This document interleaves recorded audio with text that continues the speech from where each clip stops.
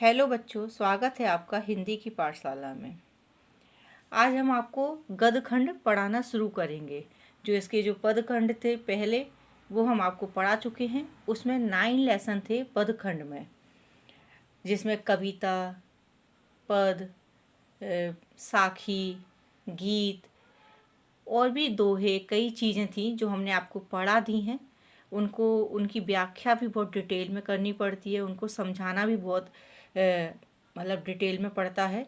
लेकिन जो एक गद्यखंड है जो हम आज पढ़ाएंगे वो कहानी के स्वरूप में होती है, पैराग्राफ के रूप में होती है और उनको पढ़ाना बहुत आसान होता है, उनको समझना भी बहुत आसान होता है और बहुत इंटरेस्टिंग कहानी होती हैं। उनको पढ़ने में बहुत अच्छा भी लगता है।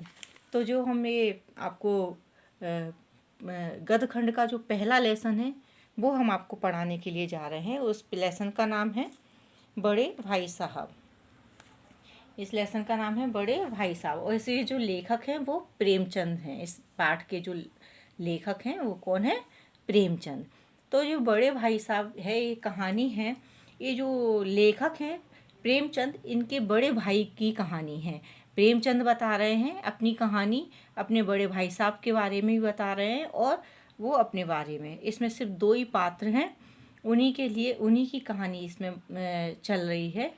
तो इसमें पाठ में बताते हैं कि जो बड़े भाई साहब हैं, इनके जो बड़े भैया हैं वो छोटे हैं एज में, लेकिन घर के बड़े होने के कारण और इनका एक छोटा और भाई है जो कि लेखक स्वयं है, तो वो उनका जो पद है वो बड़ा है। लेकिन और इन दोनों के बीच में जो उम्र का फासला है वो ज़्यादा फासला नहीं है, सिर्फ 5 साल का अंतर है। और जो वो पढ़ते हैं क्लास में उसमें क्या 3 क्लास का अंतर है सिर्फ। कैसे? अगर ये 9th क्लास में है, कौन ये, तो ये 5 साल बड़े हैं और ये क्या कौन सी क्लास में है? जो भाई साहब वो 9th क्लास में हैं। ऐसा नहीं है कि इन्होंने कहीं बहुत लेट पढ़ाई शुरू की हो। ये हम आपको जब कहानी बताएंगे तो उसमें हम आपको बताते जाएंगे, समझाते जाएंगे।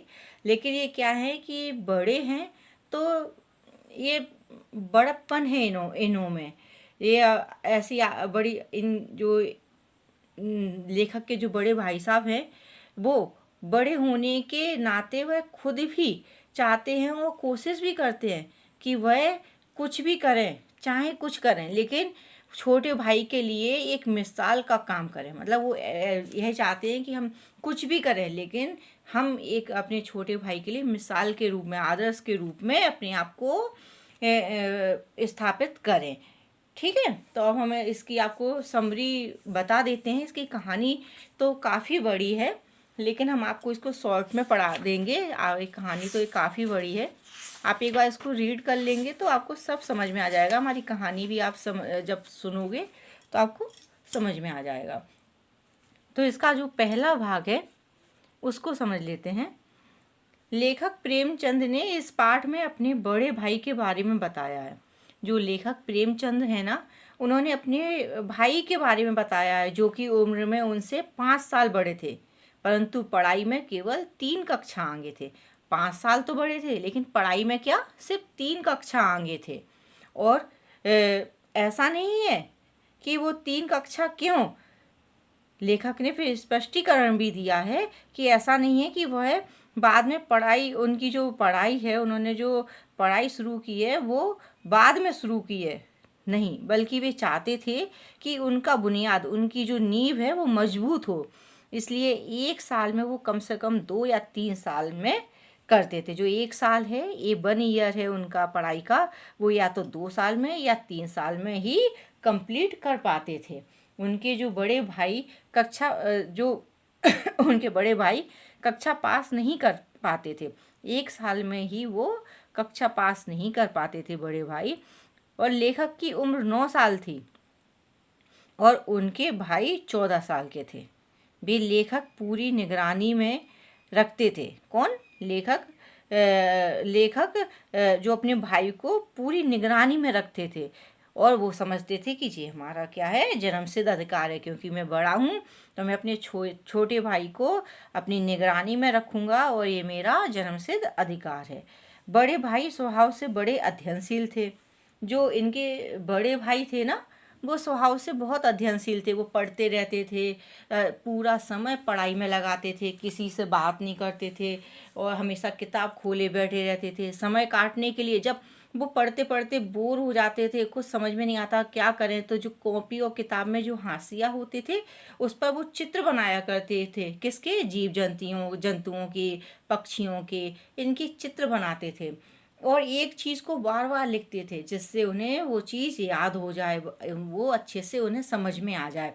दूसरी तरफ लेखक का मन पढ़ाई में बिल्कुल नहीं लगता था। लेकिन वो जो लेखक थे अपने प्रेमचंद, लेकिन उनका मन तो पढ़ाई में बिल्कुल भी नहीं लगता था। और वो जब भी उन्हें टाइम मिलता था, अवसर मिलता था, वो तुरंत हॉस्टल से निकल जाते थे और मैदान में खेलने चले जाते थे। खेल कूद करके जब वो वापस आते थे तो उनके बड़े भाई बहुत गुस्से में, रौद्र रूप के में उनको देखते थे, उनको दर्शन होते थे रौद्र रूप में बड़े भाई के, कि अरे ये तो बहुत गुस्से में हैं। उनके जो भाई थे वो लेखक को डांटते हुए कहते थे कि पढ़ाई इतनी आसान नहीं है, इसके लिए रात दिन आँख फोड़नी पड़ती है। आँख फोड़नी मतलब रात दिन मेहनत करनी पड़ती है हमें, किताबों में आंखें गड़ा के रहना, मेहनत ही करना है ना, तो उसी को उनने बोला है आँख फोड़नी पड़ती है, खून जलाना पड़ता है, तब जाकर यह समझ में आती है। क्या? पढ़ाई समझ में आती है तब, जब हम रात दिन आँख फोड़ते हैं, अपना खून जलाते हैं, बहुत मेहनत करते हैं, तब जाकर हमें यह अपनी पढ़ाई समझ में आती है। अगर तुम्हें इसी तरह खेल कर अपना समय गंवाना है, अगर तुम्हें इसी तरह अपना खेल कर समय गंवाना है, तो इससे अच्छा तो यह है, इससे बेहतर तो यह है कि तुम अपने घर चले जाओ और वहाँ गुल्ली डंडा खेलो, जो एक गेम होता है जो बच्चे खेलते हैं ना, गुल्ली डंडा, वो उस खेल के बारे में बोला है। इससे अच्छा है कि तुम तो घर चले जाओ और गुल्ली डंडा खेलो। और इस तरह से यहाँ रहकर अगर तुम इस तरह से यहाँ रहोगे, पढ़ाई करोगे नहीं और खेल कूद करते रहोगे, तो जो दादा की जो गाढ़ी कमाई है, जो मेहनत की कमाई है, वो रुपए तुम बर्बाद नहीं करो और वहीं जाके गुल्ली डंडा खेलो। जब उन्होंने ऐसी गुस्सा लताड़ सुनी जब उन्होंने लेखक ने, और जब उनके बड़े भाई ने उनको इतनी जोर से डांटा और उन्हें बोला उल्टा, मतलब कई बातें सुनाई उन्हें, तो वो उन्हें निराशा हुई बहुत ज़्यादा और वो लेखक क्या, रोने लगे। क्योंकि देखो कोई भी हम डांटता है जब हमें, तो फिर जब इस तरह से डांटता है तो फिर हमें बुरा भी लगता है, हम रोने लगते हैं, है। तो इसी तरह से वो भी, जब उन्होंने बड़े भाई साहब ने उनको खूब लताड़ा डांटा तो वो रोने लगे और उन्हें लगता कि पढ़ाई का काम उनके बस का नहीं है। अब वो ये सोचने लगे थे कि जो पढ़ाई का काम है ना, वो उनके बस का नहीं है। अब क्या करें? अब पढ़ाई का काम वो सोच रहे कि हमारे बस का तो है ही नहीं है, तो अब जब बैठ गए आराम से सोचने लगे क्या करें। परंतु 2-3 घंटे बाद उनकी निराशा हटी। 2-3 घंटे हुए ना तो उनकी निराशा हट गई, तो वो फटाफट पढ़ाई लिखाई का कठिन टाइम टेबल बनाने लगे। कैसा टाइम टेबल? उन्होंने कठिन टाइम टेबल बना लिया पढ़ाई लिखाई का, कि अब मैं ये टाइम टेबल बनाकर और अच्छे से पढ़ाई करूँगा। उसमें उन्होंने खेलने कूदने के लिए बिल्कुल भी समय नहीं दिया, पढ़ाई करने का समय दिया, आराम का थोड़ा सा कम समय दिया था, बस कि थोड़ा बहुत आराम करेंगे और कुछ नहीं। लेकिन अब टाइम टेबल बनाया लेकिन चला तो नहीं।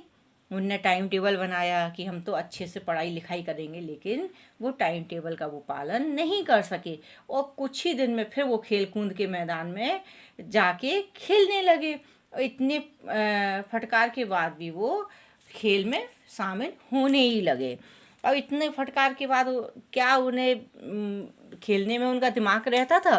तो थोड़ा बहुत तो दिन उन्होंने पढ़ाई की, फटकार याद रही तो पढ़ते रहे, और फिर जहाँ कुछ दिन हुए तो फिर वो सब कुछ भूल के फिर खेलने के लिए चले जाते थे और खेलने लगते थे। अब ये हमने अब इसका पहला वाला तो आपको पढ़ा दिया। अभी ये दूसरा है जो, इसको भी हम आपको पढ़ाते हैं कि फिर क्या हुआ।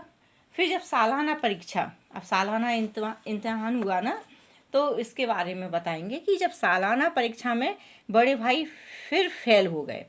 फिर क्योंकि वो पहले भी फेल हो चुके थे फिर से फेल हो गए और लेखक अपनी कक्षा में प्रथम आए। सालाना परीक्षा में जो बड़े भाई थे वो तो फेल हो गए, जबकि वो दिन रात पढ़ते रहते थे, आंखें अपनी किताबों पे ऐसे गड़ाए रहते थे और वो फेल हो गए। और लेकिन जो लेखक थे वो पढ़ते तो थोड़ा बहुत ही थे और लेकिन खेलते कूदते रहते थे, फिर भी वो अपनी कक्षा में प्रथम आए। अब उन दोनों के बीच में अब 2 कक्षा की दूरी रह गई। पहले 3 कक्षा की थी, अब 2 कक्षा की दूरी रह गई। लेखक के मन में आया कि वह अब भाई साहब को आड़े हाथों ले। कैसे आड़े हाथों? क्योंकि देखो, जो हमें उपदेश देता था, जो हमें बताता था पढ़ो पढ़ो पढ़ो खेलो नहीं, तो वो तो फेल हो गया। और हम जो खेलते थे और थोड़ा बहुत ही पढ़ते थे तो हम पास हो गए। तो उनके मन में आया कि अब मैं जाऊं और बोलूं कि देखो मैं पास हो गया ना और आप फेल हो गए। लेकिन क्या, जब उन्होंने उनको दुखी देखा, उन्होंने जब दुखी देखा तो लेखक ने इस विचार को त्याग दिया।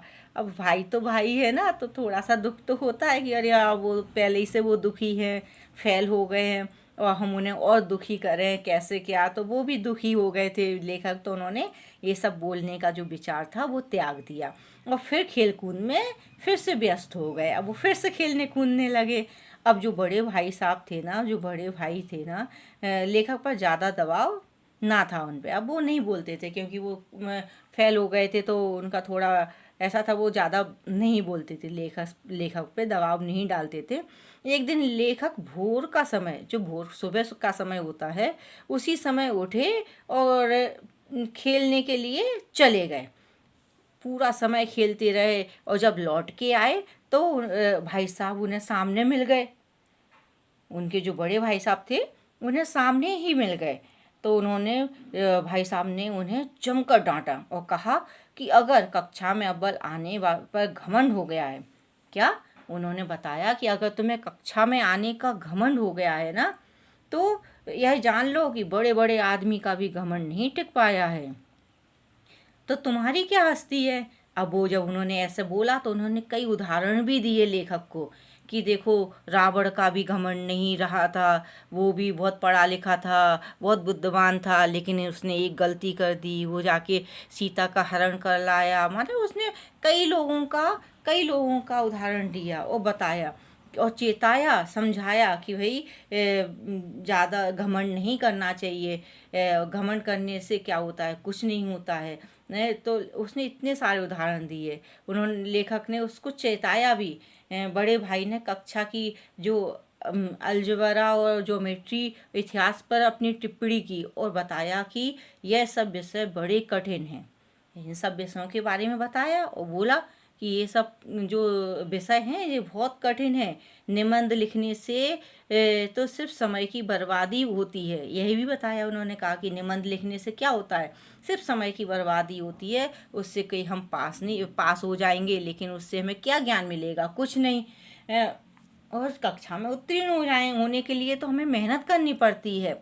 उनने क्या किया कि जब हम कक्षा में परीक्षा में जब उत्तीर्ण करने के लिए हमें बहुत सारी इन सब्जेक्टों पे, इन विषयों पे मेहनत करनी पड़ती है।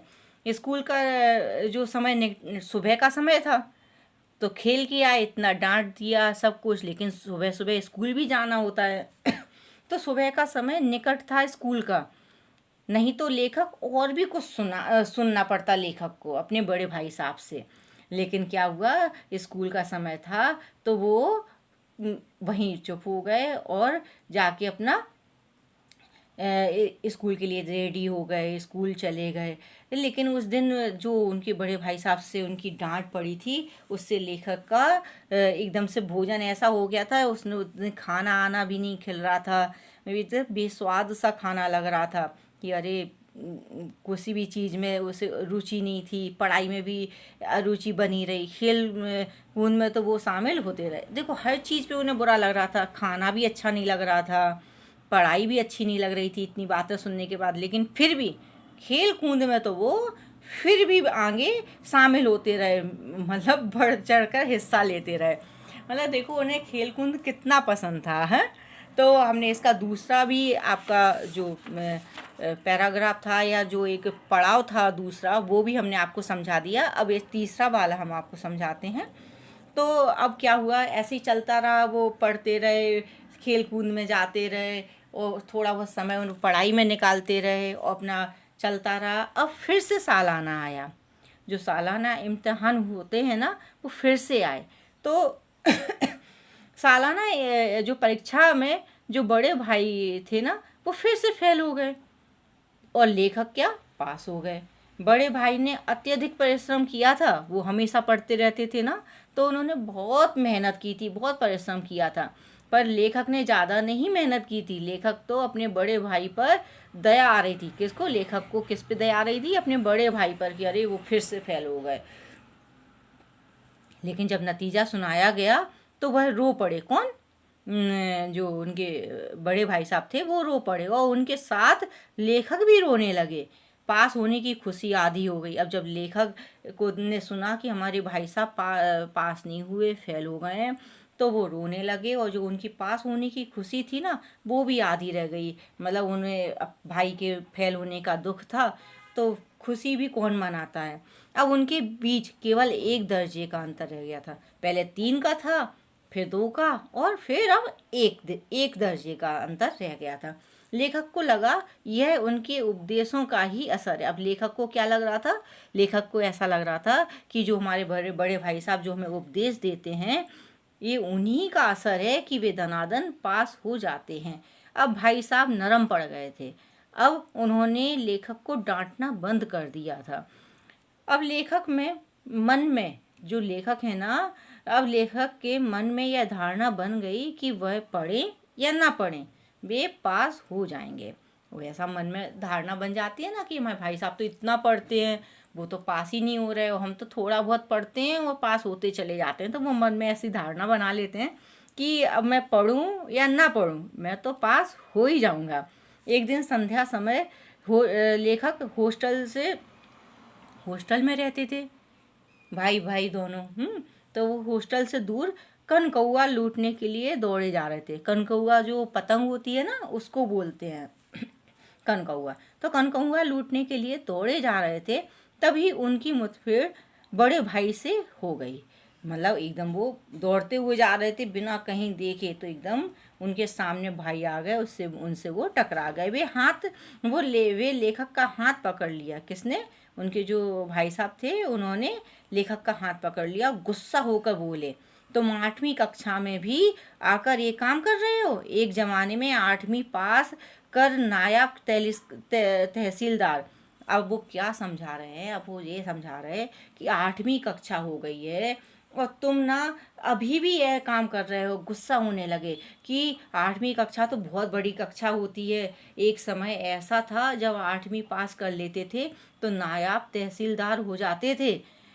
कई लीडर, समाचार पत्रों के संपादक भी 8वीं पास हैं। वो उनको डांट के समझाने लगे और बताने लगे कि 8वीं पास का कितना महत्व है, 8वीं क्लास का कितना महत्व है, परंतु तुम इसको महत्व नहीं देते हो, इस क्लास को। उन्होंने लेखक को तजुर्बे का महत्व स्पष्ट करते हुए कहा कि भले ही तुम मेरे से कक्षा में कितने भी आगे निकल जाओ। अब वो क्या बता रहे हैं, क्योंकि वो फेल होते आए हैं, तो वो बता रहे हैं कि तुम भले ही कक्षा में मुझसे चाहे जितने आगे निकल जाओ, फिर भी मेरा तजुर्बा तुमसे ज़्यादा रहेगा, क्योंकि मैं तुमसे बड़ा हूँ। मैंने तुमसे ज़्यादा दुनिया देखी है, ज़्यादा इंसान को देखा है, ज़्यादा समाज को देखा है। तुम्हें समझाने का अधिकार भी मुझे है, और मुझे जो तजुर्बा है वो तुमसे ज़्यादा है, और तुम्हें समझाने का जो अधिकार है वो भी मेरे पास है, और ये अधिकार का मैं पालन करूँगा हमेशा। लेखक को अम्मा और दादा का उदाहरण दिया। जो उनके माँ बाप थे, उनके जो अम्मा दादा थे, उनका उदाहरण भी देते हुए उन्होंने कहा कि भले ही हम लोग पढ़े लिखे हैं बहुत, और यह पढ़े लिखे नहीं है, हमारे अम्मा और दादा जो पढ़े लिखे नहीं हैं, परंतु इनके तजुर्बे की बराबरी हम नहीं कर सकते। वो बहुत तजुर्बे वाले हैं, उन्होंने बहुत ज़माना देखा है, बहुत टाइम देखा है, उन्होंने समाज देखा है। और क्या वो ये भी बोलते हैं कि जब हम बीमार हो जाते हैं तो क्या हम पहले दौड़ते दौड़ते क्या डॉक्टर के पास जाते हैं? नहीं, पहले हम अपनी अम्मा के पास जाते हैं, उनसे कहते हैं कि हमें बीमार हैं, हमारी तबीयत सही नहीं है। तो वो अनुभव से ही अपने घर के कामकाज में जो वो काम करती हैं उसमें उनको इतना अनुभव हो जाता है कि वो तुरंत कहीं कुछ ले आएंगी, अदरक पीस के ले आएंगी, कहीं मस्तक पे पानी रख देंगी, कहीं कुछ रख देंगी, उनको ज़्यादा तजुर्बा रहता है। तो वो अपने तजुर्बा के हिसाब से हमारे बुखार को या हमारी जो तबीयत है ख़राब है, जो भी हमें परेशानियां हैं, उनको कोशिश करती हैं कि वो सही हो जाए। अब इन बातों को सुनकर लेखक उनके आगे नतमस्तक हो गए और उन्हें अपनी लघुता का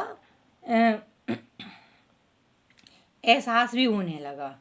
क्या होने लगा? एक तो वो नतमस्तक हो गए कि भाई हाँ हाँ यार, जो हमारे बड़े भाई साहब हैं वो बहुत सही बात बता रहे हैं, बहुत सही कह रहे हैं। तो वो उनके आगे झुक गए और उन्हें ऐसा लगने लगा कि अरे हम तो बहुत छोटे हैं। वो अनुभव करने लगे कि हमें तो कुछ नहीं आता, हमें कुछ भी अनुभव नहीं है। इतने में ही एक कनकौआ उन लोगों के ऊपर से गुजरा और चूंकि बड़े भाई लंबे थे, लंबाई उनकी अच्छी थी, तो उन्होंने तुरंत पतंग की डोर को पकड़ ली और हॉस्टल की तरफ दौड़कर भागे। अब वो बड़े भाई साहब थे, उन्होंने अपना बचपन भी ऐसे ही निकाल दिया था, क्योंकि वो उनका छोटा भाई था। तो वो बड़प्पन में कि अरे हम बड़े हैं, हम जो कर अगर हम ऐसा खेल कूद में अपना जीवन खराब करेंगे तो हमारे भाई मतलब भाई का क्या होगा, छोटे भाई को गलत सीख मिलेगी। इस चक्कर में वो बड़प्पन दिखाते रहे। लेकिन वो उनके मन में भी बच्चा था ना, एक छोटा सा बच्चे का दिल था। तो वो उन्होंने तुरंत वो पतंग को पकड़ी और हॉस्टल की तरफ दौड़ के भागते चले गए। और लेखक भी उनके पीछे पीछे भागे जा रहे थे। ये कहानी आपकी तीसरी वाली भी, इसका तीसरा जो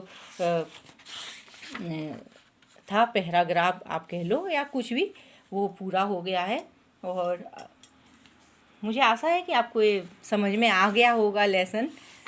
मैंने बहुत अच्छे से कोशिश की है समझाने की कि मैं इसकी समरी लेसन, आप बस अब आप एक बार लेसन पढ़ लीजिए तो आपको और भी अच्छे से सब समझ में आ जाएगा। तो हमने आज अपना जो गद्य खंड है उसका पहला लेसन हमने आपको समझाया है, बड़े भाई साहब। और इसके जो राइटर हैं, जो लेखक हैं, वो हैं प्रेमचंद। तो अब इसके मतलब आपको इसको जो भी प्रॉब्लम आ रही हो, जो भी आपको समझ में नहीं आ रहा हो, तो वो आप मुझे बताइए, मेरे कमेंट सेक्शन में जाकर अपने डाउट लिख दीजिए। हाँ, और लाइक, सब्सक्राइब और कमेंट ज़रूर करें। और कमेंट करके बताइए कि यह आपको लेसन कैसा लगा, यह वीडियो आपको कैसा लगा। अब हम वापस मिलेंगे अपने दूसरे वीडियो के साथ। धन्यवाद, बाय बाय, टेक केयर।